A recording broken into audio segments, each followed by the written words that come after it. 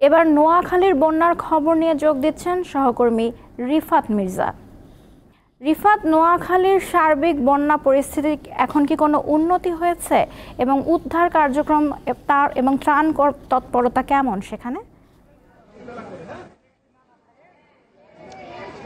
লুৎফা, যদি বন্যা পরিস্থিতির উন্নতির কথা বলি সেক্ষেত্রে কিন্তু আবহাওয়ার কিছু উন্নতি হয়েছে।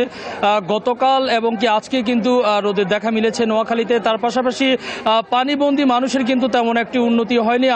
আপনি জানেন যে নোয়াখালীর 9টি উপজেলার 8টি উপজেলায় কিন্তু আসলে 20 লক্ষাধিক মানুষ পানিবন্দী রয়েছে। তারা বিভিন্ন আশ্রয় কেন্দ্রে আশ্রয় নিয়েছেন। তার পাশাপাশি যে সব জায়গায় প্রাথমিক বিদ্যালয়, বিভিন্ন প্রাইভেট প্রতিষ্ঠান আছে সেখানেও কিন্তু আশ্রয় নিয়েছেন। তবে এই যে দীর্ঘ 3-4 দিন তারা আশ্রয় নিয়েছেন, এখানে কিন্তু তারা যেমন স্বাস্থ্যের দিক দিয়ে একটা বিপাকে পড়েছেন, খাদ্য সংকট দেখা দিয়েছে, সব মিলিয়ে কিন্তু আসলে মানবেতর জীবনযাপন করছেন, তারা আশ্রয় নিয়েছেন।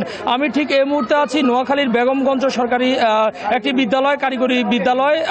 এখানে কিন্তু আমরা সকাল থেকে দেখছি যে যারা আশ্রয় নিয়েছেন তাদেরকে কিন্তু চিকিৎসা সেবা নিশ্চিত করার জন্য কিন্তু ডিপ্লোমা চিকিৎসক যারা রয়েছেন তারা চিকিৎসা দেওয়ার চেষ্টা করছেন। আমরা তাদের সাথে কথা বলেছি, তারা বলছেন যে যেহেতু ভারী বর্ষণের ফলে কিন্তু তারা এই চিকিৎসা সেবাটি নিশ্চিত করতে পারেনি। তবে গতকাল থেকে কিন্তু তারা বিভিন্ন আশ্রয় কেন্দ্রে গিয়েই কিন্তু তারা যে আশ্রয় নিয়েছেন এমন মানুষদেরকে কিন্তু প্রাথমিক চিকিৎসার আওতায় আনার চেষ্টা করছেন। তার পাশাপাশি আমি যদি ত্রাণের কথা বলি, আসলে নোয়াখালীতে যে সকল সামাজিক সংগঠন ত্রাণ দিচ্ছেন, তার পাশাপাশি যে জেলা প্রশাসনের পক্ষ থেকেও যে ত্রাণ দেওয়া হচ্ছে, আসলে সেটি অপ্রতুল। কারণ নোয়াখালীর এখনও এমনও কিছু জায়গা আছে যেখানে 4 থেকে 5 দিন মানুষ আশ্রয় নিলেও কিন্তু এখন পর্যন্ত তাদের কাছে ত্রাণ পৌঁছায়নি।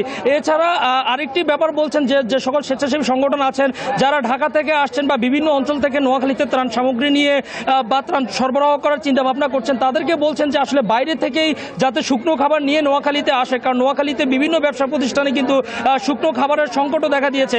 আমরা একটু কথা বলার চেষ্টা করব।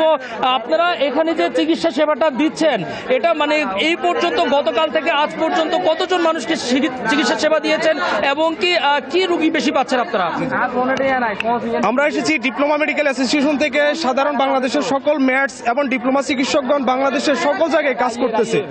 এমন হচ্ছে বাংলাদেশের যে কোনো প্রান্ত থেকে যারা বন্যা আক্রান্ত চিকিৎসা পাচ্ছেন না, আমরা সব জায়গায় চিকিৎসা ক্যাম্পিং চালু করছি। ডিপ্লোমা চিকিৎসক বাংলাদেশের সব জায়গায়। মানে কি রোগী বেশি পাচ্ছেন? আমরা হচ্ছে বেশি রোগী পাচ্ছি স্ক্যাবিজের রোগীগুলো, হচ্ছে চুলকানির এবং ডায়রিয়ার পেশেন্টগুলা, বিশেষ করে হচ্ছে যাদের হচ্ছে বিপি কমে যাচ্ছে, খাবার পাচ্ছেন না অনেক দিন ধরে। তারপর হচ্ছে যারা হচ্ছে বিশেষ করে ডায়রিয়ার পেশেন্ট, বাচ্চা পেশেন্টদের অ্যাজমার সমস্যা হচ্ছে, বয়স্ক পেশেন্টদের প্রেশারের সমস্যা হচ্ছে। আমরা পর্যাপ্ত ওষুধ এবং ট্রিটমেন্ট দেওয়ার চেষ্টা করছি। আর বাকি ওষুধগুলো যেগুলো আমরা ওগুলা প্রেসক্রাইব করে দিচ্ছি। প্রেসক্রাইব করে দেওয়ার কারণে আমরা বাড়িতে কিনে নেওয়ার জন্য ওনাদেরকে বলতেছি। লুৎফা, আপনি শুনতে পাচ্ছেন, আসলে ওনারা ওনাদের সাধ্য মতোই কিন্তু কাজ করার চেষ্টা করছেন। তবে এখানে একটি ব্যাপার জানিয়ে রাখি যে শুকনো খাবারগুলো বিভিন্ন আশ্রয় কেন্দ্র বা যেখানে আশ্রয় নিয়েছে সেই মানুষগুলোকে দেওয়া হচ্ছে। তার পাশাপাশি বেশি বিভাগে পড়েছেন আসলে যাদের 0 থেকে 3 থেকে 4 বছর বয়সী শিশু রয়েছেন। আসলে সেই ক্ষেত্রে কিন্তু এই শিশুদের খাদ্য যেমন নিশ্চিত করা যাচ্ছে না, তেমন নিশ্চিত করা যাচ্ছে না কিন্তু তাদের স্বাস্থ্যসেবা। এই যে 0 বয়সের বাচ্চারা যে রোগে আক্রান্ত হচ্ছেন, আসলে স্বাস্থ্যসেবাটি পর্যন্ত নিশ্চিত করা যাচ্ছে না, যে পরিবেশ যে পরিস্থিতি তৈরি হয়েছে। তো আসলে সর্বশেষে বলা যায় যে নোয়াখালীর যে 8টি উপজেলা পানিবন্দী রয়েছে, এখনো কিন্তু প্রায় 20 লক্ষাধিকের মতো মানুষ পানিবন্দী রয়েছে। যদিও পানি অনেকটাই নামা শুরু করে দিয়েছে, তবে যে ক্ষতটি হয়েছে এই ক্ষতটি আসলে সামাল দিতে অনেক দিন লেগে যাবে বলে আমরা বিভিন্ন আশ্রয় কেন্দ্রে যারা আশ্রয় নিয়েছেন তাদের সাথে আমরা কথা বলেছি। তবে বারবারই যে সকল স্বেচ্ছাসেবী সংগঠন আছেন বারবারই তারা আমাদেরকে এটি বলছেন যে বাইরে থেকে যারা ত্রাণ সরবরাহ বা ত্রাণ দেওয়ার জন্য নোয়াখালীতে আসবেন, যাতে তারা শুকনো খাবার বা বিভিন্ন খাদ্য সামগ্রী যাতে বাইরে থেকে কিনে নিয়ে কিন্তু নোয়াখালীতে যাতে আসে। নোয়াখালীতে কিন্তু কোনো ব্যবসা প্রতিষ্ঠানেই কিন্তু শুকনো খাবার বা ত্রাণ দেওয়ার মতো এমন কোনো পণ্য নেই। তো লুৎফা, সর্বশেষে বলা যায় আবহাওয়ার উন্নতি হলেও কিন্তু পানিবন্দী মানুষের এখন পর্যন্ত উন্নতি হয়নি। তারাও কিন্তু স্বাস্থ্য চিকিৎসার দিকেও অনেকটাই বিপর্যস্ত রয়েছে। তো এই ছিল নোয়াখালীর বেগমগঞ্জ থেকে আমার কাছে সর্বশেষ। লুৎফা, নোয়াখালী থেকে জানাচ্ছিলেন সহকর্মী রিফাত মির্জা।